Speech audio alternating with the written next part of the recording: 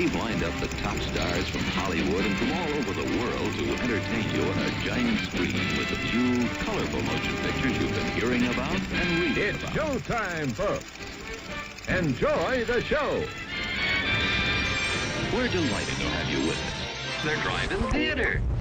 You'll find something to please you to add to your evening's enjoyment. Is pleased to bring you our feature presentation.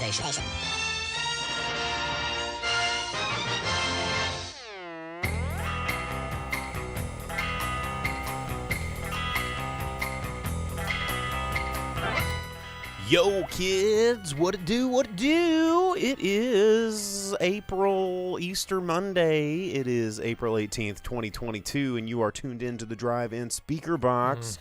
I am your host, Bo, the boom operator. I'm Slick Doggy DK Cool Boy the Grip. Are you just adding names? Yeah. What is this? What are you, Donkey Kong? DK? No, dude, Drift King, dude. I wore the initial Okay. D-shirt today, so I was like, I'll be Drift King. All right. Well, as Vince says with a bunch of the speaker box emojis over on Twitch, he says, Tax Day! And, yeah, we hope that you guys have gotten your taxes done. I filed an extension, as I always do, for my business taxes because that shit is insane and ridiculous. And write your congressman. Honestly, I'm not kidding. You know I say that a lot on the show because you should. But, legitimately, write your congressman to say, what bullshit it is that the IRS can't offer a free service. You know, that's one of the reasons that, Intuit and H&R Block and all these go free until you, do anything outside of the bare minimums like every American does, and then it's not free. But it should be free, and those lobbyists, they're the ones that keep it down. Yeah, and that's like a regular tax return is however many dollars, but if you itemize, it's like 3 times the dollars. I think it cost me $279 to file my personal taxes. And I'm not getting shit back. I'm paying in, and it's they're like, oh, go ahead and spend your $270 out of your refund. Oh, sorry, you don't get a refund. And I'm like, yeah, I know. Welcome to my life. But hey, Furious Apology over on Twitch. What up, Tony Garrett? Hola, muchachos, right back at you, muchacho.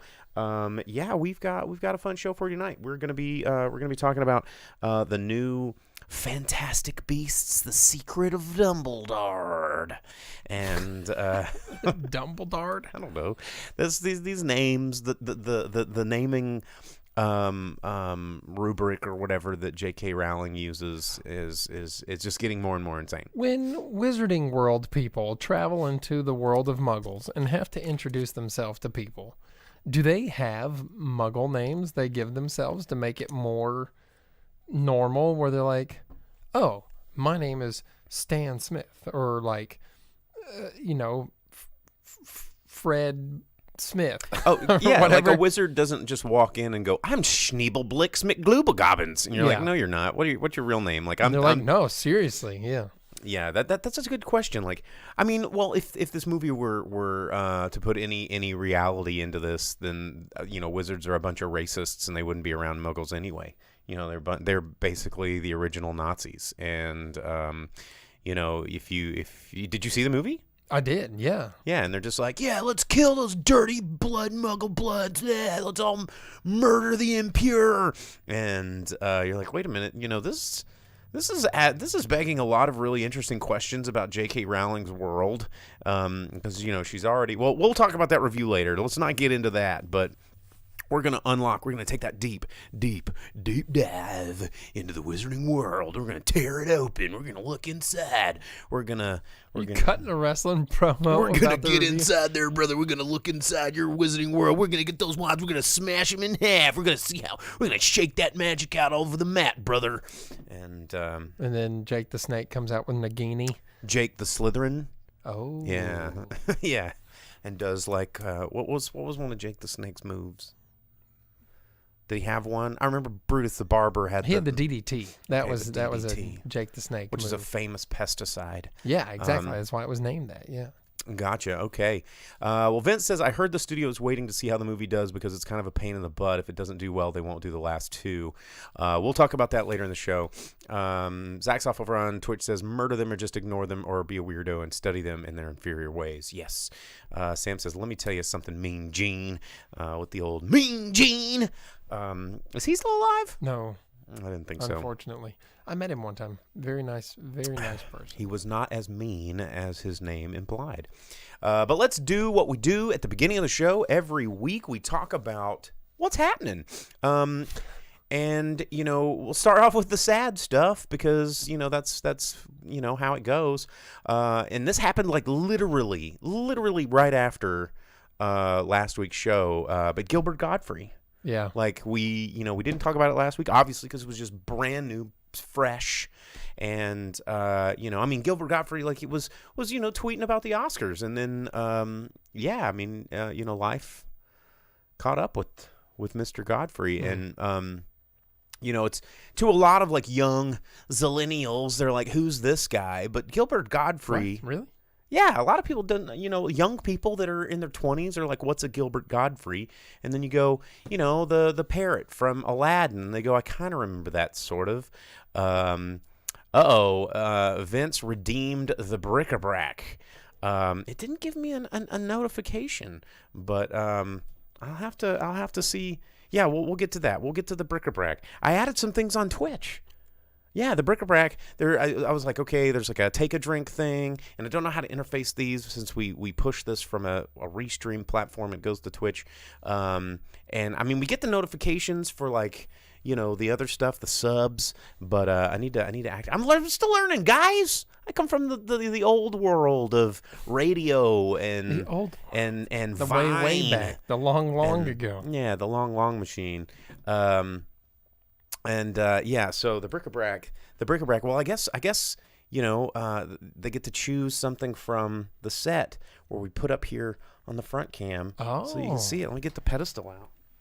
We just do it. We'll get the upside down popcorn tin, because I did think about this right before the show. I was like, okay, just in case someone does, redeem this, we're gonna have to be ready for it. So Vince takes a sip. Reward is unneeded.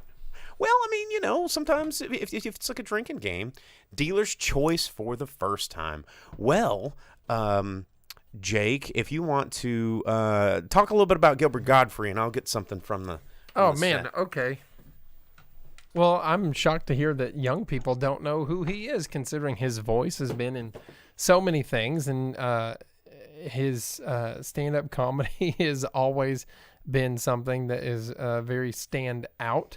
But I was shocked and upset to hear of his passing, and the first thing I did was message you, and I was like, dude, because we've talked about him on the show multiple times. Yes, all the time. Yeah, we talked about the aristocrats joke and everything, and how he and Bob Saget were the two biggest ones of it, and he was a legend of comedy, and now we don't have him. So the world has not been good to comedy in the last year with Norm Macdonald and Gilbert Godfrey. And one of the big Gilbert Godfrey things that was important to me is that USA Up All Night was a huge part of my transition into my child years. It's like, ooh, maybe they'll slip up and show a nipple, and it'll be my first chance to see a nipple. Don't see, this is why we don't get you act like you're not into nipples. Like, guys, when the camera's on, like Jake's like, I've never said a wordy dirt. I don't like nipples. And we gotta be edgy, dude. Like, you could be real. Have to be edgy. No, that's how everybody gets the views, is just being real with the people. And I'm going to be real with y'all. Like, I didn't have the internet when I was a kid, so I couldn't just like go Google, show me what a naked body looks like. Yeah, we didn't have the internet because there wasn't internet. There wasn't an internet. So USA Up All Night, Gilbert Godfrey was like, and tonight we're going to watch girls washed in their bikinis in a car. And then they're going to go to the spaceship, and it's the space movie Space Girl Bikini Car Wash. And you're just like, oh my God, hell yeah, Space Girl Bikini Car Wash. Sign me up. And you're like, okay, this is the one that's going to show like the boob, and they never showed the boob. Like, their editors were amazing. And but Gilbert Godfrey was hilarious. It was like my first foray, and then I realized he was like an amazing comedian. And he what was the other the movie with the bad kid that was like John Ritter, Problem Child? Yeah, they talked about it in the comments. Oh, they did. Okay, video, yeah. I was busy in the set. But then, yeah, as Vince said, they had Rhonda Shear. So going back through the comments, everybody says, nice clown. The Bric-a-Brac prize over on Twitch, they redeemed enough channel points. And I chose, dealer's choice, I chose It. It's a pretty cool, like, McFarlane sculpture. But I chose two because I have the wand here. Yeah, the Elder Wand. But there's not a really good place to... So I'm just gonna hold the Elder Wand while Harry Potter themed. So I'm gonna pull some bad memories out of Jake. I'm just like, ooh, got him. Thanks, doggy. And yeah, we'll dump them into the Remembrall and never to be thought of again. But yeah, the Bric-a-Brac. There we go. Zach Soff, Gilbert Godfrey. Remember him yelling, "You fool," which is, over and over in Hollywood Squares. Yeah. And and when Twilight came out, there was him reading chapters of Twilight, which is hysterical. If you've ever get on YouTube and search Gilbert Godfrey reads Twilight, it's the most incredible thing you'll ever think of or hear or experience. It's so good. But yeah, Gilbert Godfrey, sad to see him go. Really created a character. And 50 Shades. Yeah, the 50 Shades one's even better.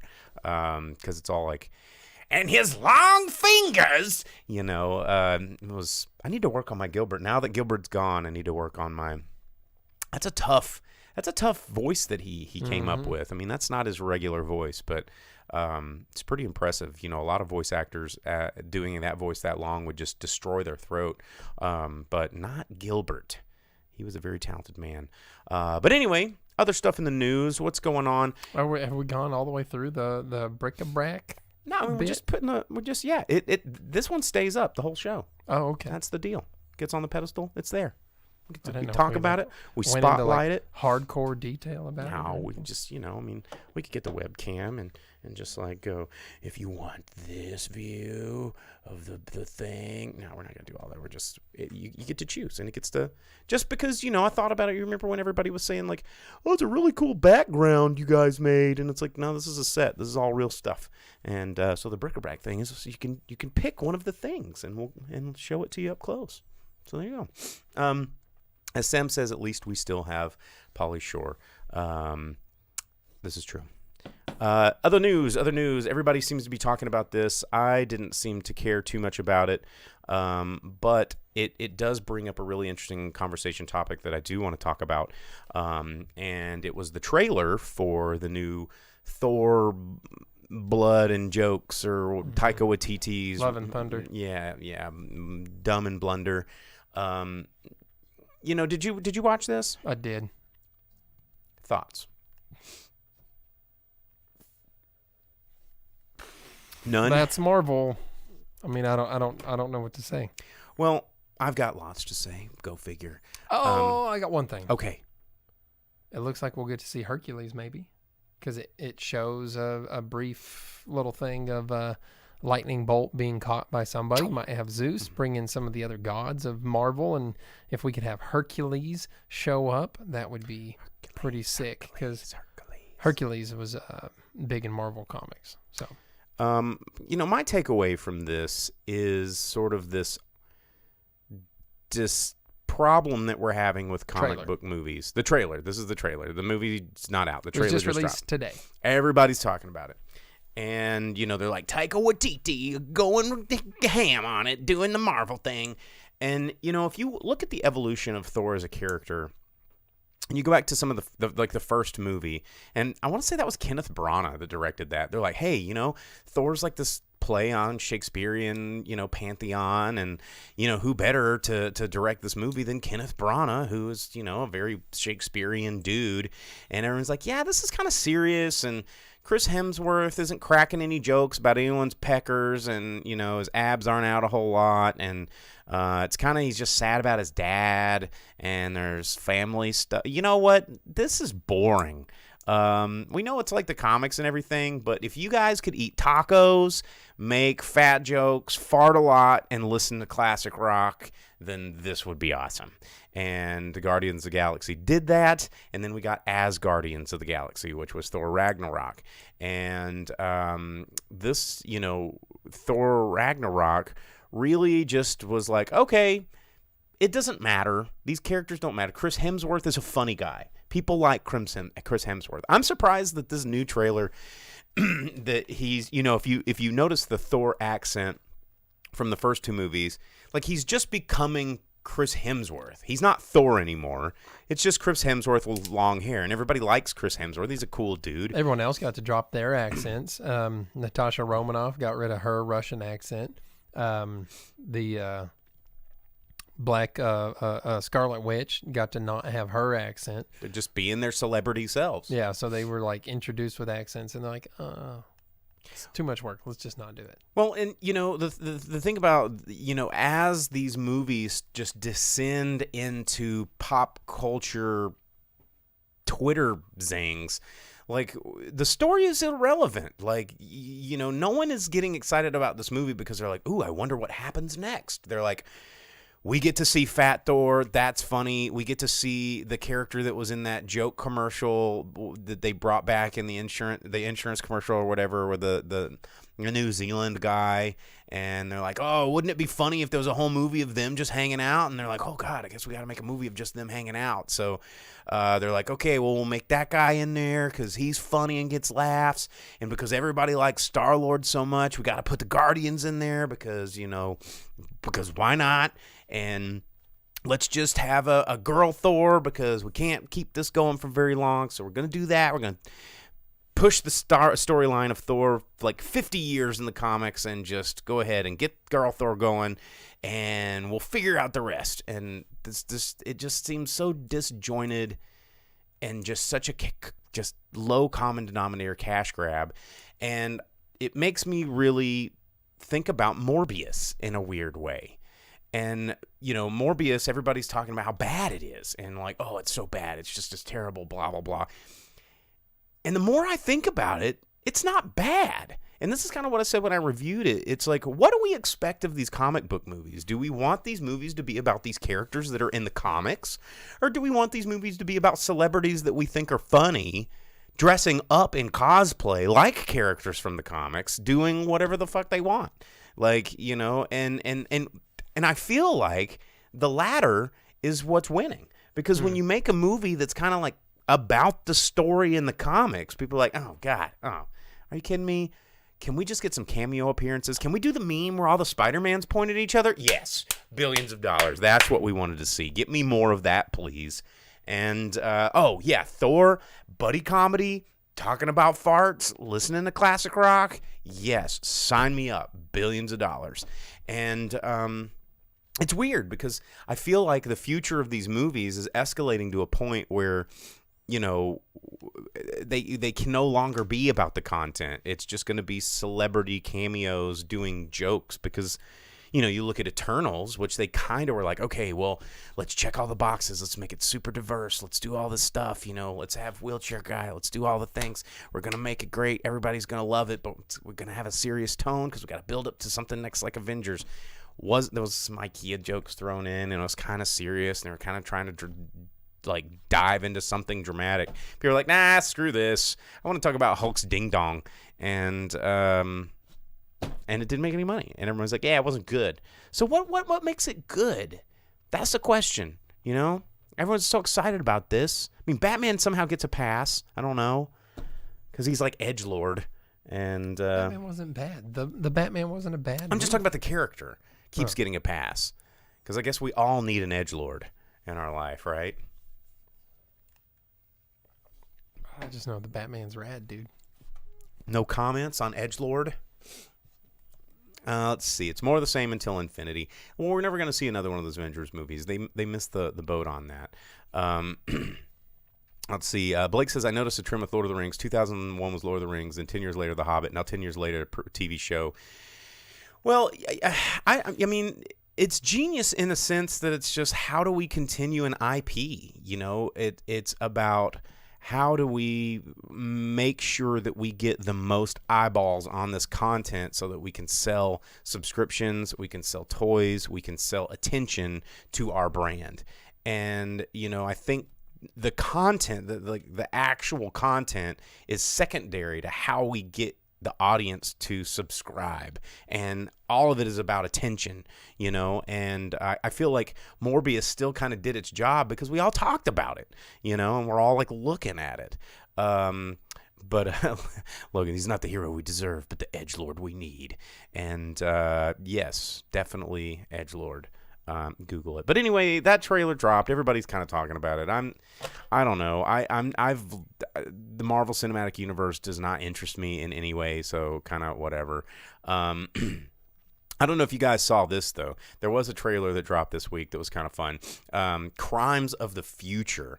I don't know if you saw this. Neon Films is putting this one out. But it is basically 10 years since David Cronenberg is back writing and directing. I mean, it's been 8 years since he last directed, and he's going full-on Rick and Morty Cronenberg on this one because, everybody knows Cronenberg from some of his, like Videodrome, the body horror kind of stuff. Everybody's like, oh, there's an ear on his nose. Wow. And, but they didn't always do body horror movies.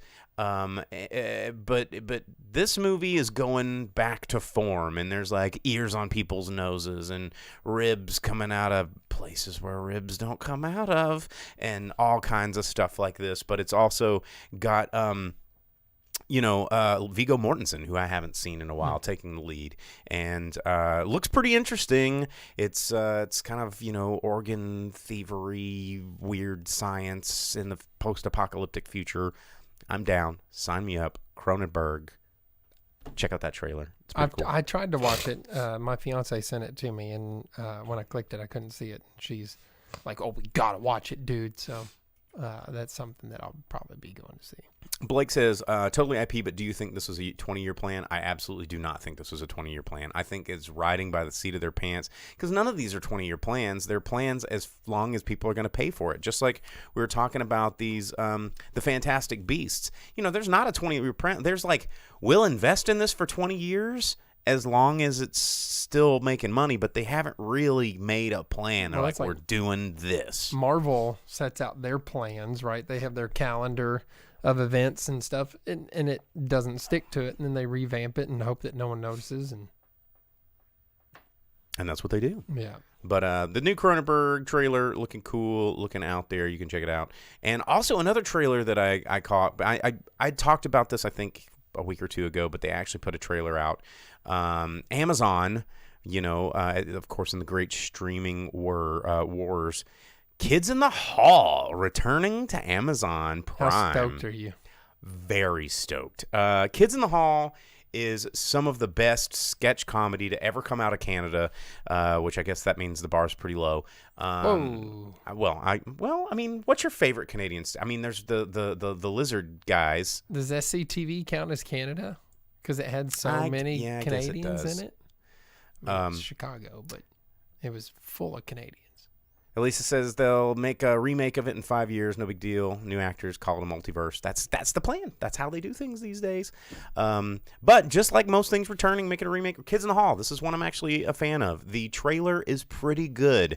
They dive in right at the beginning. They're like, yeah, we want you to make a sketch, an edgy sketch comedy show that doesn't push any buttons, cross any boundaries, target any individual people, or make anybody upset. And they're just kind of like sitting there going, okay. It's like, did you watch the South Park specials where it's in the future and it's all the kids grown up, and Jimmy is Jimmy, and they're like, it's Jimmy, and he has a late night show, and he's like, hey, what's the deal with Mexicans?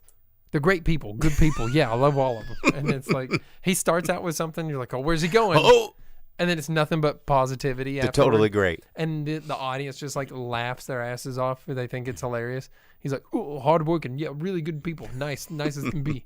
And you're just like, okay. That's how it is, because the studio, it shows them. They're like, okay, we got to make sure that we don't do this and don't do that. It's like, comedy's hard enough. And it's like you're trying to make it where you can't do anything. So all of his jokes aren't jokes. They're just compliments. And everyone's like, that's so hilarious. So funny. Yeah. Because in the future, that's how it is. is. Well, they dropped the red band trailer, and if you don't know what red band means at this point in time, it means that they can say curse words and talk about private parts, but not show nudity, which is there's a hard line when it comes to that red band. But yeah, it's pretty funny. I'm looking forward to Kids in the Hall. Like, some of my favorite sketch comedies. I still to this day, if someone's got car trouble, I'll go up and kick the tires, and I'll go, try it now. And then I'll like flick the windshield wiper and I go, try it now. And then I go, did you fill it up with washer fluid? Try it now. It's like the best skit ever. Just watch some Kids in the Hall. That's coming out. That's new. What else did I read about that was kind of worth talking about? Everything's so Thor related, and I could give absolutely less shit about the MCU. Anything that you had in your notes there, Jake? There wasn't much that I saw for the week. I mean, I think everyone's just exhausted talking about Will Smith slapping people. Mm-hmm. I'm tired of that. I want to keep that news out of my mouth. Blake asks, any Indy 5 news that we've heard of? It's definitely a cash grab movie, but they got me. Other than it's just in production, I think, there's going to be a lot of, obviously Lucas and Spielberg are not going to work together on this one because they could barely work together on the last one.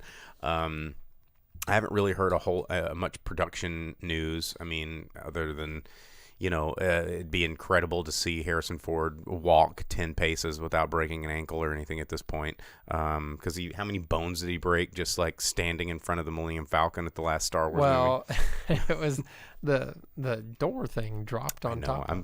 I'm excited. But, I mean, speaking of old dudes, like I was talking about Everything Everywhere All at Once with some friends the other day. Because, I mean, if you guys haven't seen this movie, go see this movie. We talked about it last week, was the topic of the show. Amazing movie, one of the best movies I've seen in theaters. It'll make you feel all the feels, make you laugh all the laughs. Thanks, Furious Prodigy. Thank you. And you just some incredible performances. But James Hong, I knew he was old. I mean, that dude's been like 70 since the 80s, right? James Hong is always an old. He's never not been old. He's always old. Yeah. And I was like, but how old is he? Because like in the show, in the movie, he's in a wheelchair, but then there's scenes of him like standing up and, being an assertive grandpa. He's 93! And he's like up and around and acting and stuff. Like the last 93-year-old person I saw like got wheeled into a corner and went, and like fell. Like that's what 93-year-olds do. And James Hong is like helping save the world in a movie? Dude. Harrison Ford needs to look to whatever he's eating. James Hong's like eating that good. That's ancient Chinese secret or whatever. You remember those commercials when you used to be able to say that kind of stuff? Maybe it's the noodles from Kung Fu Panda, since he runs the noodle house in those movies. Oh, that's true. Yeah. What's the secret?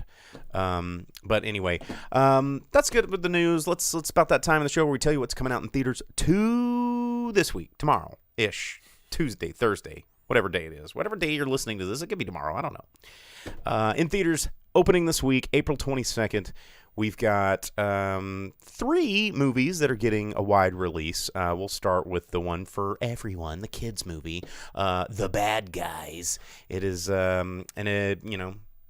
it's talking animals doing people things. You know how much I love that shit. Your favorite genre. So, yeah, it's Sam Rockwell, who I actually do really like.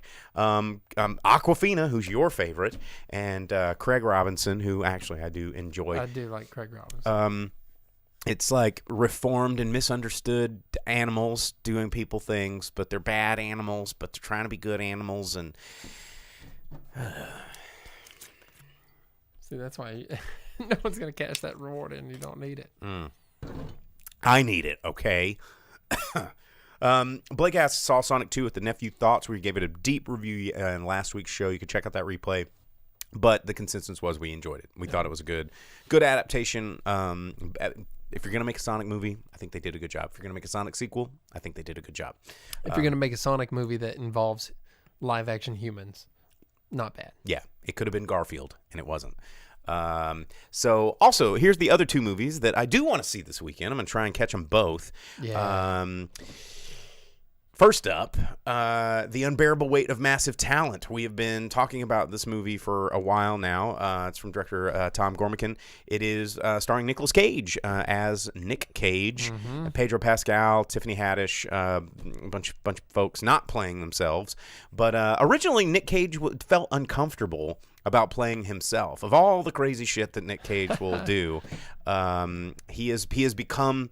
This is his John Malkovich moment. Well, think about it. Like, what if, just imagine him being on set, being directed, and he's being him, and the director's like, it was good, but can it be more Nicolas Cage? Yeah. Like, I wonder, because. And how would he feel about it? He's like, to me, I feel like if you're directing Nick Cage in one of these in a different movie, you got to go, okay, no, that was Two Vampires Kiss. We need more Raising Arizona. Like, can we get a little Raising Arizona? Okay, well, in this next scene, we're gonna have a little Amos and Andrew going on, and but don't go full Snake Eyes on them. Okay, we want this in this action scene. We want a little bit of Gone in 60 Seconds, but bring it back to a little 8mm, and then that's just how you direct. The trailer Nick Cage. actually made it look like that's kind of what's going on. I hope so. Like, and then if we can get a scene of him like peeing fire a la Ghost Rider, then or Wicker Man with the missiles, like in The Rock. Yeah.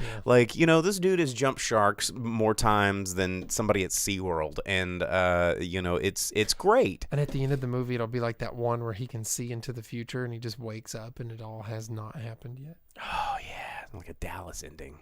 That was how the movie for the ending for the movie where he can see the future, because he's only supposed to see like 2 minutes into the future. That was at the end of the movie. Was he it wakes Numbers? Up and he saw like a whole day into the future. What was it? Was it called Numbers? No, it was called because I want to say that was directed. It's called like Next or something. I thought that was directed by the guy who did Dark City, and I really like that director, but that movie was not good. Knowing, that was it, wasn't it? No. You sure? Yeah, I'm telling you, it's called Next. Yes, even it says Next also. Okay, so I was thinking Knowing. No, because that was the one where he was like a numerologist, and it was Alex Proyas who did that, and I was expecting it to be really awesome, and it wasn't as awesome as I really wanted it to be, and I got really upset. But I think that this movie is going to be a lot of fun, and I think we'll have a good time with it. And to answer Blake's question, what's y'all's most anticipated movie in 2022? It was Everything Everywhere All at Once, and I just saw it. It was great. Yeah, we got asked that I think last week. Top Gun, man. Yeah, I've been waiting on it for years now. I think the thing that I really want to see about Top Gun is just Tom Cruise flying jet planes. I mean, that's the reason you go see Tom Cruise movies anymore. You're like, this dude that's pushing 60, that's driving Kawasaki Ninjas at 100 miles an hour down a tarmac for real, and riding in jet fighters for real. Like, this dude is doing it, and it's fascinating. Mm-hmm. People like you and me can't go up to the U.S. Air Force and go, hey, can we drive that? And they're like, you know what? Right this way, Mr. Bo. And I'm like, sick. Tom Cruise, they're like, bet your ass. And then they hit him with the Top Gun high-low. Yeah. And then they're just like, get on in here, and we'll play volleyball when you get back. Yeah. And just hanging with the boys. But hanging with the boys. Yeah. But anyway, The Unbearable Weight of Massive Talent coming out in theaters this weekend. Actually, it looks really good. I want to see it. It does look fun. Also, which looks very good and has Alexander Skarsgård and directed by Robert Eggers, who also does really cool stuff. If you're not familiar with Eggers' film, The Lighthouse, The Witch, The Telltale Heart. Like, these are some cool stuff that he's been involved in, and an amazing production designer, an equally as talented director. So I think this movie is going to be sick, and I think a lot of people are going to go in thinking it's going to be sick and are going to think it sucks because they're not ready for Robert Eggers' style of movie making. And he reminds me very much of a edgy Terrence Malick. And for those of you that know what that means, I honestly think, because Robert Eggers is still, he's an up and comer in terms of, like, new auteur directors, and he has a very interesting, very real style, and his lighting is insane. His framing is insane. His sound, the guys that he gets to do his sound design are just incredible. He uses negative space like no director I've seen in kind of modern times. But The Northman coming out, it's kind of an action-filled epic that follows a young Viking prince on his quest to avenge his father's murder. And it looks really cool. It does look cool. And I mean, how could you pick anyone other than Alexander Skarsgård? I mean, his name has one of them little O's in it, like over the A. Like it's pretty Viking, dude. I'm about it. So Blake says he's really excited about The Northman. And I mean, I guess The Northman, if you're saying the most anticipated movie of 2022, it could have also been 2020 and also 2021. If you're talking about Top Gun, we've just been really waiting for a long time. That's what I'm saying. But yeah, The Northman, that's coming out this weekend. You know, I am, and it's not like a 3-hour movie either. You know, it's just over 2 hours. For a movie like this, I think that's good. I think we're getting a little too used to movies going, oh well, if it's art, it's got to be 3 hours. If it's an MCU, it's got to be 3 hours. If I'm paying $10, it's got to be 3 hours. It's just got to be 3 hours. And then you get in there and you go, man, that was long. Like, these movies don't have to be 3 hours, guys. 2 hours is pushing it. Right, Jake? Sometimes it depends on the movie, because there's movies I've watched that are like 4 hours and you're like, wow, the time flew. And then there's movies you watch like that Seven Samurai, that are like 76 minutes and you're like, Jesus, how long is this movie? Yep. There really has been a movie that was like 78 minutes, something like that. And I was like, this is the longest movie of all time. And then you get out and you're like, oh, it was no time at all. But it just seemed like it lasted forever because the power of editing. Because it dragged. So that's what's coming out in theaters this weekend. Hopefully next week, next Monday night, 8 o'clock Central Standard Time, we will be giving you reviews of those two movies, as we hope to have seen both of them. So again, I know our local theater has posters for the Nick Cage movie. I haven't seen any for Northman, so I'm hoping our Malco is going to get the Northman. I know Unbearable Weight of Massive Talent is. I've already got tickets to Sunday's show, so there we go.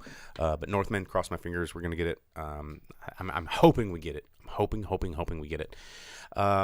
But yeah, that's what's coming out in theaters this week. So there you have it. And shameless self-promotion time. If you are listening to this on an audio version of the podcast, wherever you download your podcast, Spotify, Tuned In, or Apple Podcasts, whatever it is, you can always tune into the live stream, which is real easy to do. You just tune in on Facebook Live, Twitch, or YouTube Live every Monday night at 8 o'clock Central Standard Time, and you can catch us live. You can get in the chat over here, right here with all these people that you're like, who are they talking to? We're talking to these people. We're talking to Night Owlishly. We're talking to Zaxoff. We're talking to Blake Elder. We're talking to Poochie Vince. We're talking to all these guys. We're talking to Elisa. We're talking to Tony Garrett. We're talking to all these people in the chat. Shout outs to all you guys for joining us tonight. We appreciate you.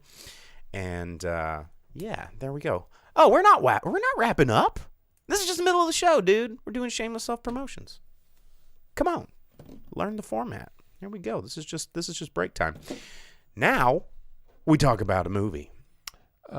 Blake asked, what's the one movie that we think will flop this year? I don't know. I don't ever look into like, well, that movie is definitely going to suck, because that's the one that weird people are into. Weird people like me. All right. So in theaters this week, we saw Fantastic Beasts.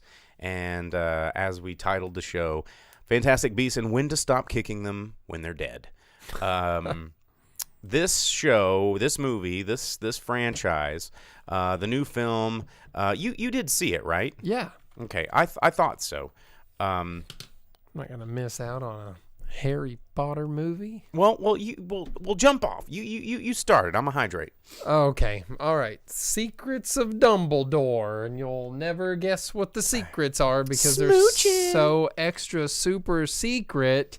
They opened the movie with the big one where they're like, oh, by the way, canonically in the movies now, Dumbledore and Nazi wizard Hitler smooched each other's mouths on the lips when they were teenagers, and they have a blood oath thing. Like a weird kinky blood sex pact. Yeah. So I mean, it just dives right in just at the beginning. Immediately in the first 10 seconds. It's like, hey, let me see it.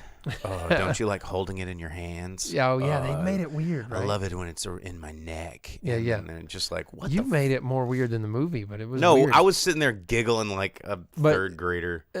Despite the fact that most of these actors and the people involved in the wizarding world do not like J.K. Rowling and try to separate themselves from her, they opened this movie up with her like big Twitter thing that she tried to do to pander to people. And it doesn't fit. It doesn't fit. Weird. She's like, look, I'm sorry I don't like trans people, but I really love gays. So here you go. Yeah. Don't get mad at me. Yeah. And it's well, like the whole J.K. thing, Rowling, this magic trick isn't working the on whole it. thing was years ago. People were like, well, in my fan fiction, this happened. She's like, sure, why not? Will it give me money? Yes, that's what happens. And then everyone else was like, But wait a second. Yeah. So they open it up with that, and then the whole movie just revolves way too hard around that. They're like, well, like 30 years ago, Dumbledore kissed a boy, and he's evil now. So what are you going to do? And it's boring. And so it is boring. There's a couple of Fantastic Beasts, and the whole thing about them is that, like, if you murder one, you can get glimpses of the future. And if you don't murder one, then it if you don't murder one, knows if you're cool. Yeah, it knows if you're a kind person. Like, I felt like the inclusion of this animal was just a way to make Newt Scamander remain an important character in this movie, because they're like, clearly they're like, the Fantastic Beasts franchise is on life support, and they're like, well, we got to bring back Dumbledore, and we got to bring back Hogwarts, and we got to bring back all the stuff that people like, and we got to do the fan fiction, so we're going to make them smooch, and we're going to do all the stuff that people want us to do. Yeah, they brought in McGonagall for like 3 seconds, and they're like, oh. And then Albuford. And you're like, well, it's Lucas McGonagall, and then she's gone. Yeah, And the room of requirement, they brought that in, and even the themes was like Hogwarts and the train. Yeah, like the room of requirement made no sense. It was just so they could say it was there, and everything was very pandery and didn't feel cohesive. Well, and you could barely tell that this was a sequel to the last one. And right, yeah, and a lot of it was like, what happened in the last one? And they're like, remember when they were at the Council of Wizard Nazis? They literally had a moment where that one character goes to another character, go, it's been a while since I've seen you last. Remember all these things that happened since I've seen you last? And she goes, that about sums it up. And I literally spit ginger ale when I saw, because it was like the most unnecessary extrapolation I've ever seen in a movie. Because even the people making the movie realized, like, does anyone even know why we're here?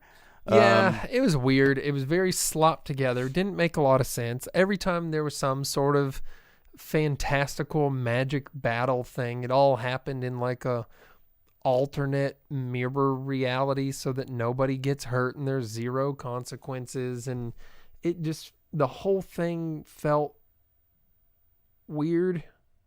And they tried to shove politics into it. Well, there was the whole, like, kind of, this was pre-Nazi Germany they go to, but then there's all these people being like, kill the Muggles, let's go kill them. They're not our people, they're not our blood. We're going to start a war on the Muggles. It wasn't pre-Nazi Germany. It was like very right much there. in the process of becoming height of Nazi Germany. But it wasn't like World War II. No. It wasn't there yet. And, I mean, well, not that we saw in the movie. Well, that's true. There wasn't just like, a Zig Heil to Gryffindor or whatever that they would do.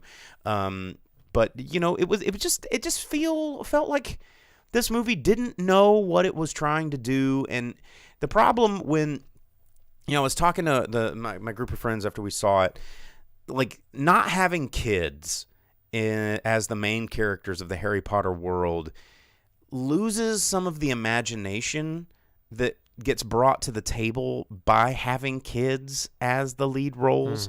And I think that it's not necessarily that like, oh, well, everybody that liked Harry Potter's grown up now, so it has to be grown-ups now. I think that's wrong. I think that, grown-ups to this day still like Harry Potter because it captures imagination in a way.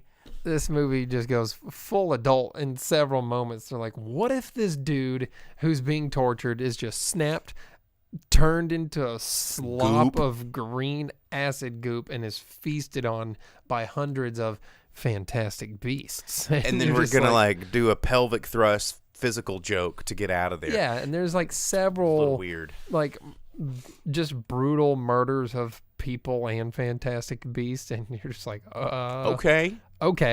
Yeah, and it's not like Harry Potter level fun.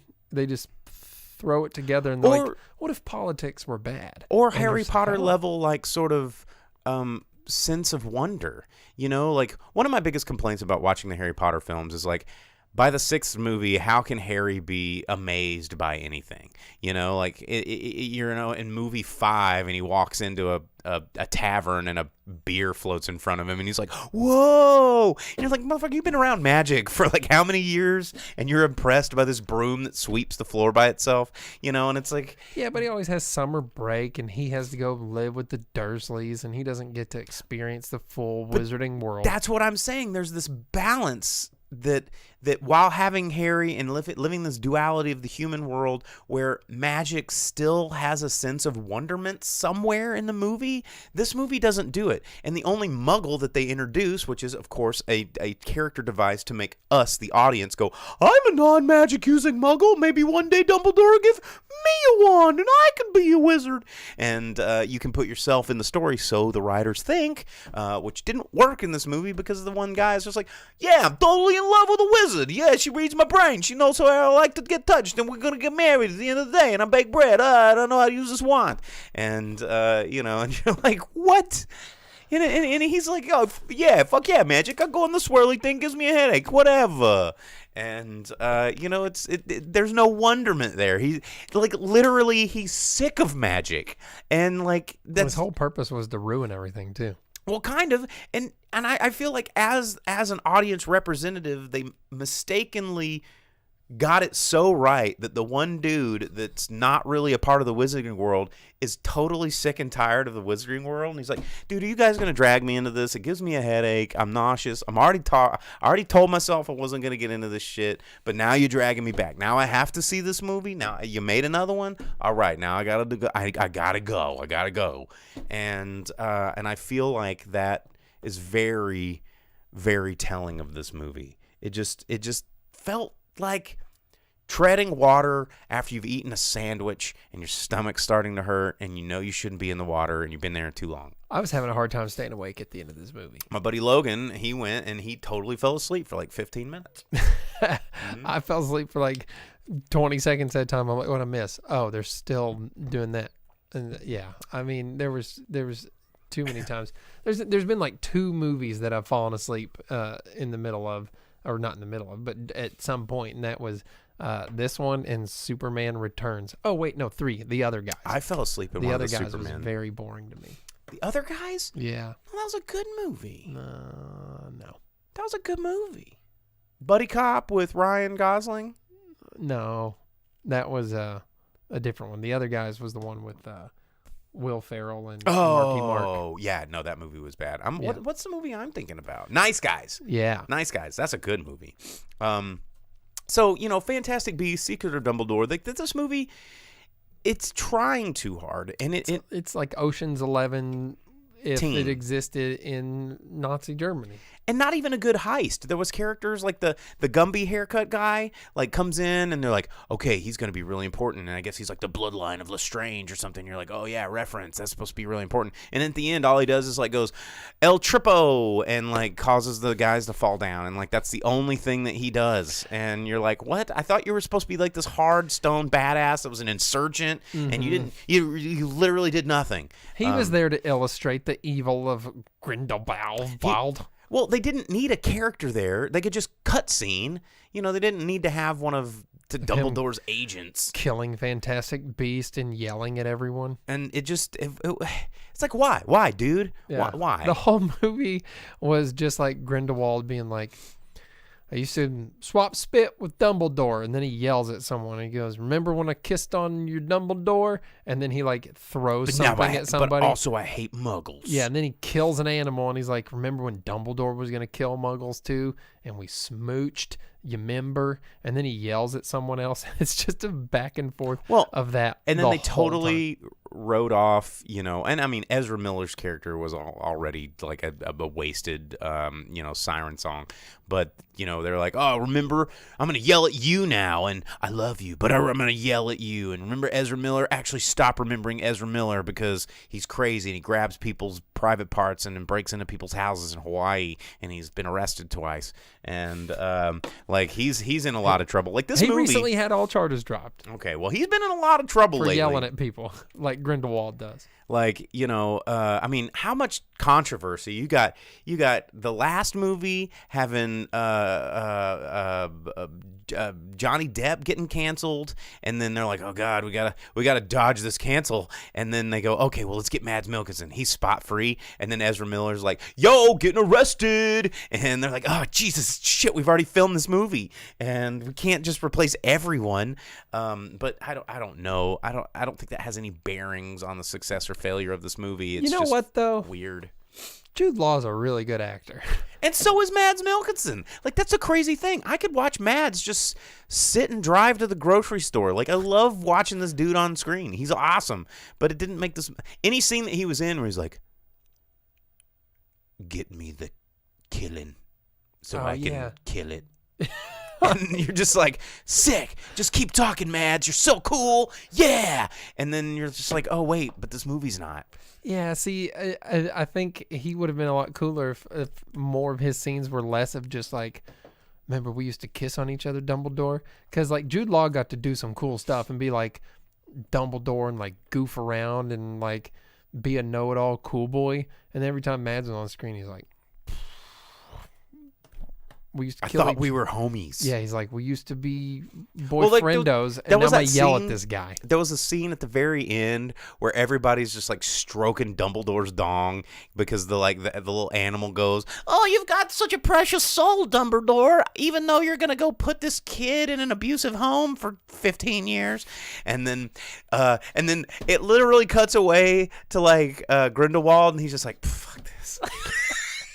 Do you remember that scene where he just paces back and forth? He just looks. He's like, unbelievable. It's actually the best scene because he's like, hold on. Oh god. Okay, so hold on. There's a spoiler I gotta say because the best scene happened like maybe 15 seconds before that, where they have the Kieran babies, and the German dude's like, "This is the real baby," and it just goes. It just dies. It goes necrotic in his arms. And he does this. Oh, the jig is up. Yeah. Das ist unreal baby. And then it just goes. And then, and everyone goes, what? And then of course, like no surprise at all, like because they set it up. The bumbling lady has the thing the whole time, and it comes out, and they're like, "Oh, yay!" And then Grindelwald's literally just standing there the whole time watching it, being like, "Are you shitting me? This plan? I had this plan." He didn't like run away or like, "Oh shit, poof." He should have done a Batman when everyone was looking the other direction, just like gone. Literally everyone was looking the other way, and he's like, "I guess I'll stand around and wait to get punished." They should have had Werner Herzog come out and be a wizard in the crowd. He's like, "Show me the baby." The eternal despair. We will put you in for killing this baby. We'll crush your soul. You'll forget the love. Any ounce of goodness left in your heart will be eliminated and would kill you like the necklace you made with the blood sex packs with Dumbledore. Yeah, and the blood pact is just undone. And like, how'd that happen, Dumbledore? And he goes, beats me, but isn't it cool? Got a good soul, I guess. Yeah. Gonna go put a kid in a fucking abusive home. Laters! Hold on, this movie is real stupid now. Because at the end, Dumbledore, like, they did it, like, Eddie Redmayne be like, all Quasimodo and like Igor, and he's like, "Hey, Dumbledore, how'd the unbreakable magic break?" And he goes, "Fucking beats me, dude." Magic's a hell of a drug. Yeah, and that's their explanation because they're like, "Oh, you can't defeat this." And at the end of the movie, they're like, "How'd you defeat that?" And he goes, Psh. Just did, I guess. Yeah. Magic's wacky, dog. Let's go make some Horcruxes. Yeah, it's So it turns out it's real dumb. It's pretty dumb. The climax of the movie is they're like, and you get a briefcase, and you get a briefcase. And then like this, it's like Oprah briefcases too. They're like, this one's full of bees. And like a whole Quidditch everywhere. And they're like, yo, you guys, the guy that's a baker, it's full of fucking Danishes. And like a tornado of Danishes comes on these dudes. It's, oh God. It makes no sense. The guy that was defeated by pastries has to feel like such an idiot. He's like, I'm sorry, Grindelwald. All these crullers just came out of nowhere, dude. And they were cream filled. And then they like swept me over the corner. And then I just had to start munching to get my way out, dude. And then I got a tummy ache, bro. And I was just like, oh man, sugar high. Like, so stupid. I don't know. If you've seen any of the Fantastic Beasts movie, they're all really dumb. But this is like the least Fantastic-y Beastie one. Yeah. And probably the most dumb. The last one was dumb. Yeah, the last one, I forgot about it. I was like, what number are we on? And they're like, oh, this is 3. And I'm like, are you sure? Are you positive about this? I don't know. It was mediocre beasts, and there was no secrets of Dumbledore. It was all stuff that we already knew. So it was just beasts. Here's Dumbledore is what they could have done. The secrets of Dumbledore was the best way to have a plan is not to have a plan. Which is like the meme right now. It's like, never let them know your next move. And, have you seen the like TikToks where everybody's just like I can't cracking an egg on their butt and then, eating a Hershey bar or something stupid. They're just going full Rick and Morty on everything. I don't know. Well, we made that movie seem a lot more fun than it was by getting tickled about it. Magic. It turns out it's dumb. Dumbledore, am I right? Dumbledore. Yeah, Dumbledore. Chlorophyll. More like Dumbledore-phil. Blake says, sorry, we spent money on it. Time to take a shot. Well, I've got AMC A-lists, so, That's true, yeah. It's whatever. I've got like 20,000 points, or maybe almost 100,000. I've got so many points on my AMC A-list. Like, it is absolutely rowdy. Don't like that you have to physically choose to cash in your points now instead of them just being there. Oh, yeah. No, I actually kind of do like that because I like just kind of, accumulating them. I have, check this shit out, you guys. I've got 95,306 points available on my AMC A-list. Like, that's 510. Like, look at all these rewards. Okay, these are all $5 rewards. Like, I could go feast for days. You can't use any of them at the bar though, which is kind of a bummer. For every 5,000 points, I get $5. I cash mine in as soon as I get them, so I get that free drink. No, see, because I have this weird fantasy where I'm going to go... just buy out the concession Yeah, I'm going to go, I'm going to have a pizza and a 15-pound pretzel and I'm a Coke and caramel corn and a bucket of popcorn and then cheese sticks and then some of those ice cream bites that I'll never pay for, but now I'm going to get them. Nestle Dibs, I'm looking at you, dude. And, I'm going to get a corn dog bites. I'm going to get mac and cheese bites. I'm going to just get it all. And they go, your total $0, Mr. A-List. I'll be like, yeah. Meanwhile, everyone else had to wait in line because you get to go first because of A-List, and they're... just like, what the hell? Dude? Yeah, and then I sit down in a theater and I go, oh, I've wasted my life. Yeah. And you just make the crunchy noises throughout the whole movie. Yeah, I'm just all nachos, just but anyway, yeah, there you go. All right, well, we gotta do the box office roundup. We're running out of time here. So let's move on, even though we're having a good time. Time for the box office roundup. It's the last portion of the show. What we do every week is we tell you what happened in the box office last week, because domestic box offices are how we determine whether movies get greenlit for sequels. That is the biggest indicator, and it's domestic totals, not worldwide totals. So some of our favorite examples was World of Warcraft. This movie made gobs of money all over the world and made no money here. See, like, that's why I can't say which one's gonna flop, because it's like, you never know. So, all right, here we go. We're going to start with the number 10 movie in America, move our way up to number 1. Number 10, Uncharted, still out there in 9 weeks in release from Sony Pictures, bringing in $1.1 million this week, so far bringing it up to a total of $145 million at the box office. Number 9, KGF Chapter 2 from Viva Pictures. Did not see this one coming, but $2.8 million at the box office. Don't have a whole lot of other information on that film. it's a Hindi.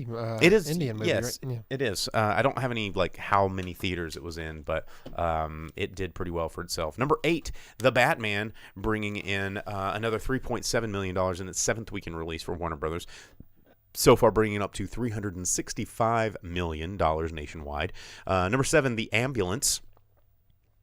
Already at number 7. 2nd weekend release. All right, Michael Bay. $4 million. So far only brought in $15.6 million at the box office. Yikes. Not too good there, Ambulance. Someone call an ambulance. This one's dying. Okay, never mind. Number 6, Morbius, bringing in $4.7 million in its 3rd weekend release from Columbia Pictures, bringing it up to $65 million domestically. This one did get a worldwide gross of 81, so far 146. So, and the reason I'm saying this is because Morbius, interestingly enough, opening weekend, not that much different than Dumbledore Secrets, right? Okay, but the international market did do better on Harry Potter because, Britain. Well, brand recognition. But yeah, we will see, because Morbius technically isn't performing terribly for a movie of its kind. But when you stack it up against movies like, well, it didn't do as good as Spider-Man, so it sucks. It's like, well, not everything can make $2 billion. But anyway, keep that in the back of your head. Number 5, Father Stu, opening up at the 5th position this week, $5.4 million in its opening weekend. But it did get a long holiday open weekend because Easter and stuff, so it's so far made $7.7 million total domestic. Number 4, Everything Everywhere All at Once, got an additional 970 theaters this week, so it is playing in just over 2,000 theaters nationwide. It is still in what we call expanded release. It is not nationwide yet, but it is at the number 4 spot, bringing in $6.1 million in its 4th weekend release. Nice to see an A24 up in the top 4 again, bringing it up to $17.6 million so far in the domestic box office. I'm curious. Let me click a thing. It has brought in. It hasn't really gotten much of an international release yet, so has not really broken a million globally. But I don't think it's been getting distributed outside of the U.S. very much. Number 3, Lost City, $6.2 million in its 4th weekend release. Just 100,000 over Everything Everywhere All at Once. But so far in its 4th week has brought a total of $78.2 million at the box office. The number 2 movie in America, Sonic the Hedgehog, Part 2. Gotta go fast. And $29.3 million again at the box office. 2nd weekend release, doing very well. It did have a 60% drop off from last week, but that's within the threshold. Usually there's a 52 to 65% drop off. When you get into the 70s like Morbius did, then you're raising flags. But it's so far brought in $118.9 million at the box office. And number 1 movie in America, to no one's surprise, Fantastic Beasts: The Secret of Dumbledore, bringing in only $42 million at the box office in its opening release. I mean that's still a great release, okay? Pretty good. But Morbius only did 39. That's like $3 million less. Like that's not that big of a difference. And everyone's like, okay, well, people are clearly saying that the magic is gone. Well, and Morbius probably costs less. Oh, Morbius costs way less. But yeah, I mean this movie's making waves. It's going to do its thing. I think we're going to see, I do think that this is going to have a little bit more staying power at the box office than, say, something like Morbius. I don't think we're going to see that 70% drop off like we did with Morbius in the second week. I think this is gonna hang for a little bit because I don't think you're going to be able to take your kids to see The Northman nor Nicolas Cage. But I do think that, Bad Guys is going to be some contender weight for Fantastic Beasts and Sonic the Hedgehog, although I do think Sonic the Hedgehog is going to be the better family movie over Bad Guys, and I think Sonic the Hedgehog is going to have not necessarily a big drop, but I think we'll probably see another 10 million, maybe 12 million out of Sonic next week, so we will see there. Let's see. Furious Apology says, my vote for Crypt Keeper Brick-a-Brack makes it to the front next week, so if you got those channel points, cash them in next week. And that'll be an interesting one because I'll need to run power. I'll have to unplug it. It's got the little camera, but I do have his book and everything that I can put out there, and he can be like, Tales from the Crypt. Was that Frank Oz that did that? I believe Frank Oz did the voice of the Crypt Keeper, and Yoda and all of our favorite puppet people. But there you go. That's our show. Thanks for tuning in. Be sure to like and subscribe over on Facebook, Twitch, or YouTube, wherever you do it. You can give us money directly on Twitch. That's pretty cool when you actually subscribe there. That's fun, and we like money. But you can also download the audio version of this podcast anywhere you download podcasts. You can take us on the go. You can download us and listen to us whenever you feel sad or need recommendations on movies. So there you have it. I'm going to look over here and click buttons. And as always, I am the boom operator. I am the grip. You don't have any 12 names there? You're just the grip right now? You just did the one. I'll stick with the one. I only have the one, dude. This guy.